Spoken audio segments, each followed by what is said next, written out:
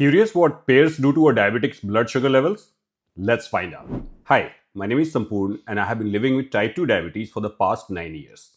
With strict diet control and regular exercise, I have managed to stay off medication while still enjoying the simple joys of life like any other non-diabetic normal person. Yes, it is possible to reverse type 2 diabetes and keep your blood sugar levels under control. We only have to truly understand how different foods affect our blood glucose levels and act accordingly. On this channel, I test the impact of everyday foods on my own blood sugar so that you don't have to. My goal is simple: to help you make smarter, healthier, and more informed food choices. If you're new here, don't forget to hit subscribe so you never miss my weekly diabetic food experiments. Alright, let's dive in. Today, I'm testing one medium-sized pear, about 200 grams in weight, first thing in the morning.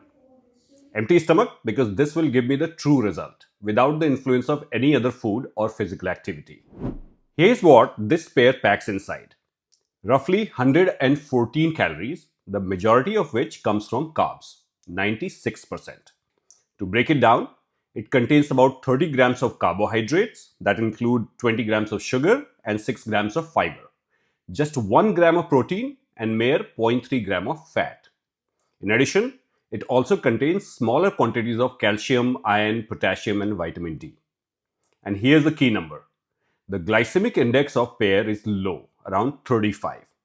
And using this formula, I have calculated the glycemic load of it to be 10.5, which puts it into the low to medium category as per this classification. I'm sure this test should be straightforward.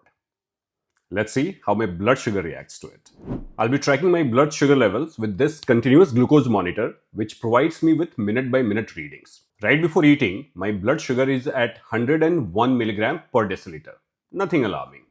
One of the longest surviving, pear trees can live up to 100 years and still bear fruits.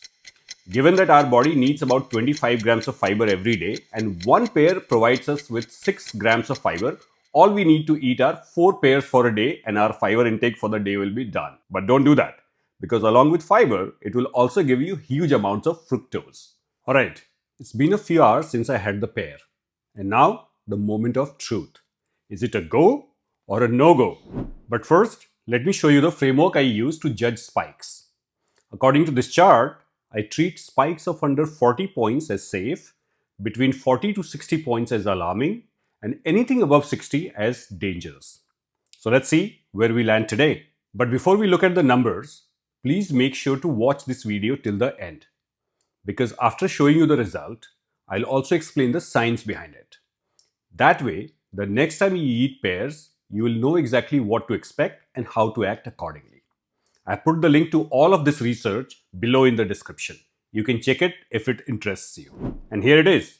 My blood glucose levels started at 101 milligram, peaked at 136, and came down to normal levels within the next 2 hours time frame.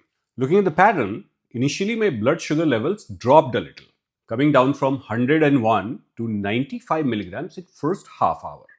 Then slowly started climbing till it reached 136 in next 1 hour, and then came down to normal range in next 30 minutes or so. This confirms the claim that low glycemic food like pear slows down the blood sugar spike, unlike other high GI food like bananas or mangoes. Overall, pear gave me a spike of only 35 points, well within the normal range.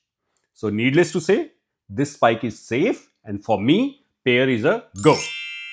Analyzing pear's moderate blood glucose rise is the easy one.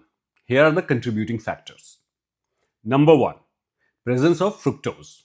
Pear contains more fructose as compared to other form of sugar. And fructose is absorbed in the small intestine but then sent over to liver where it is metabolized. Because of that detour, it produces a much smaller immediate rise in blood sugar levels than glucose does. Second, low glycemic index. With the glycemic index of only 35, glucose from pears enter the bloodstream more gradually compared to other high GI food items. Number 3, high fiber content. Pears are loaded with soluble fiber, especially in the skin, and fiber slows gastric emptying and glucose absorption, leading to a smaller, steadier rise in blood sugar. And final factor, moderate carb load.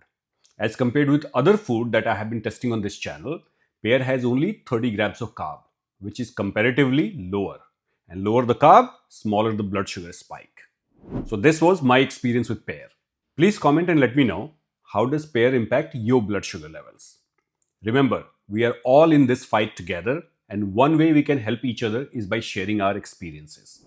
And if you found this test helpful, please give this video a like, share it with someone who could benefit, and don't forget to subscribe the channel for more real-life diabetic food tests every week. Until next time, stay healthy, stay mindful, and take care of your sugar levels.